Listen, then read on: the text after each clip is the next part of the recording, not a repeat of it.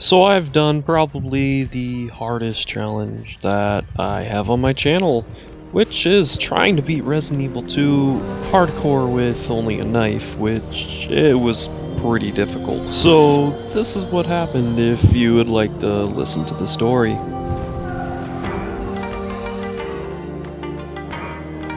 Beating Resident Evil 2 with only a knife and on hardcore requires you to learn some new strategies on how to get past zombies using things like doors and just their own double attack window it seems that they have. It also takes planning ahead so that certain zombies don't end up in your way as you run and grab very specific things, since all you really need is a knife and a couple healing items. I also learned that the RPD is actually quite easy to get through with only a knife, and the Birkin fight was surprisingly easy.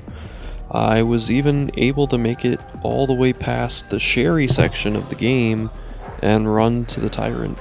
I believe I didn't even need to heal throughout the whole time, until this zombie specifically. And there's not really too much that goes on in between areas, it's just a lot of running and trying to slip by without getting bit, which may or may not work some of the times. I will say that the only area I kinda struggled with was the sewer area, but Burkham himself isn't that big of a pain if you know what you're doing. However, having to carry Sherry this whole time was definitely a pain. But I guess she gave me the energy to dodge quite a few interesting opponents that I didn't think you could dodge. But then the G3 boss fight was in order, and this took me over 4 or 5 hours to beat, and because of my suffering, I would actually like to say a word from our sponsors today.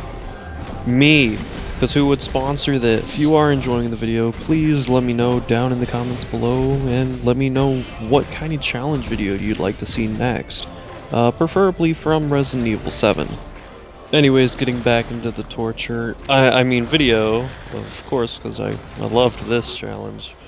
I ran away as the building was supposed to be exploding, which I always found it weird. Why isn't it on a timer now, but only when you go down the lift? Either way, after countless hours of trial and error, I finally made it to this boss fight. Well, correction, I made it to the end of the boss fight and actually beat him with only knives. Though this challenge is difficult, it's definitely not impossible, but I definitely also won't recommend it. I hope you enjoyed the video, and I'll see you in the next one. Peace.